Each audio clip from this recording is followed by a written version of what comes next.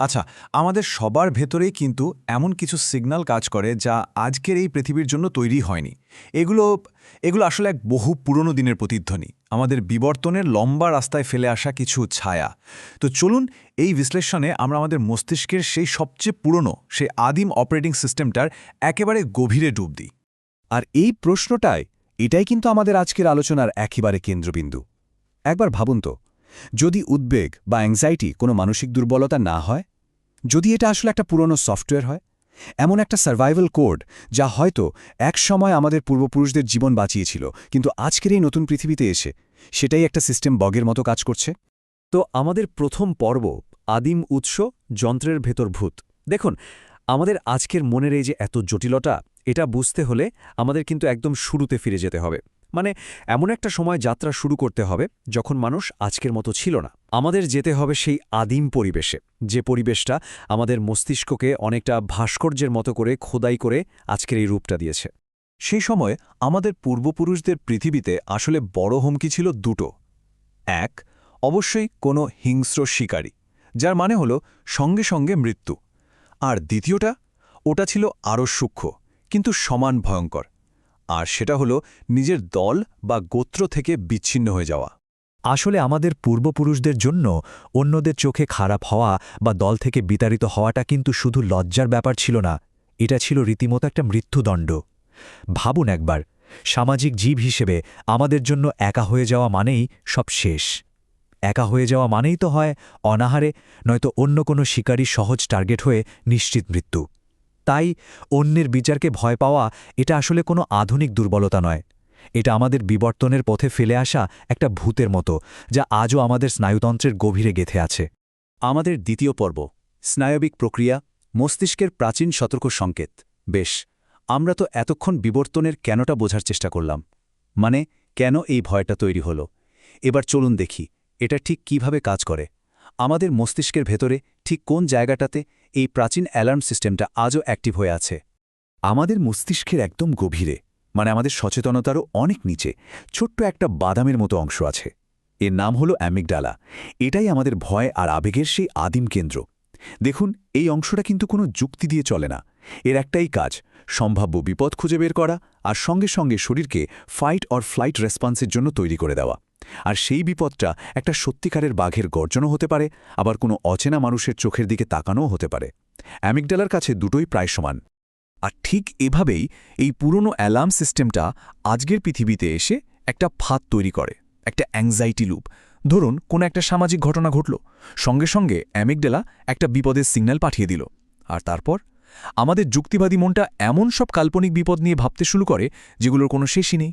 যেমন, আমাকে কি সবাই বোরিং ভাবছে, বা আমি কি কোনোভাবে বিরক্ত করছি। আর এর ফলাফল কি হয়?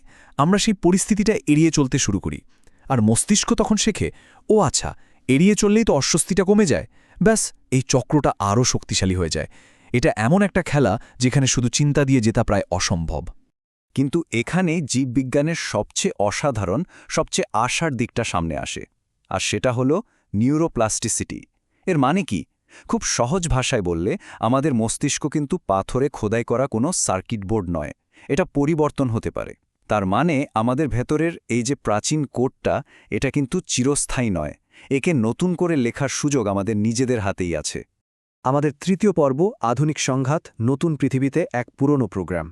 চলুন এবার একেবারে আজকের দিনে ফিরে আসি।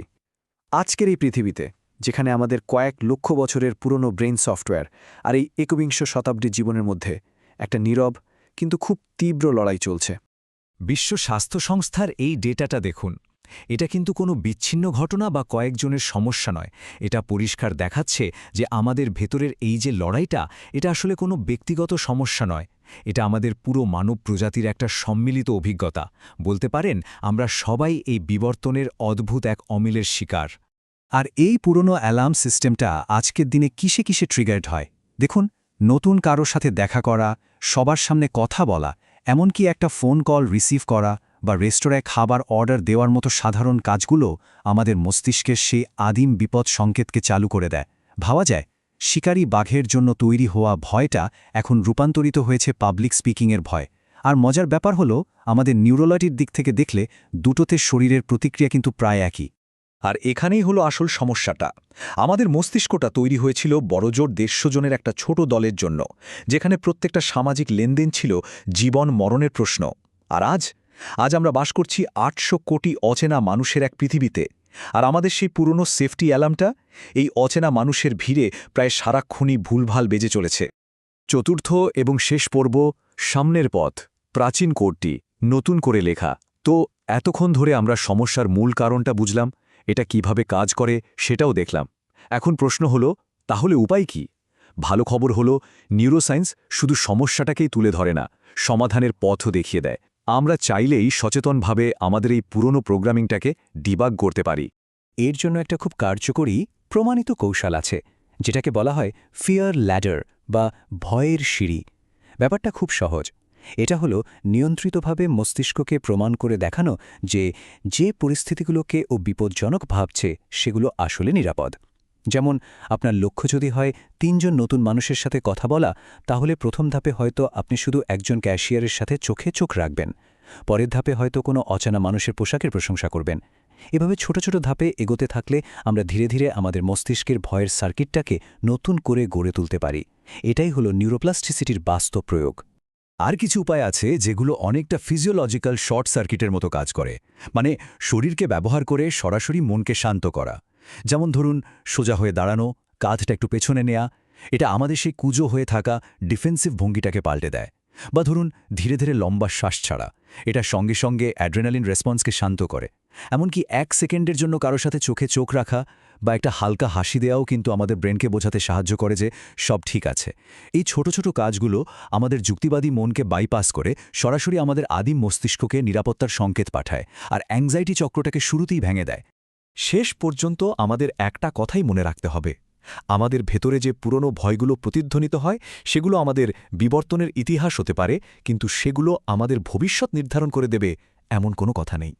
অতীতের প্রতিধ্বনিকে ভবিষ্যতের কণ্ঠস্বর হতে হবে না, সেই ইতিহাসকে বোঝা আর তারপর সেটাকে ছাপিয়ে যাওয়ার যে ক্ষমতা, সেটাই কিন্তু আমাদের সচেতন মনের সবচেয়ে বড় শক্তি।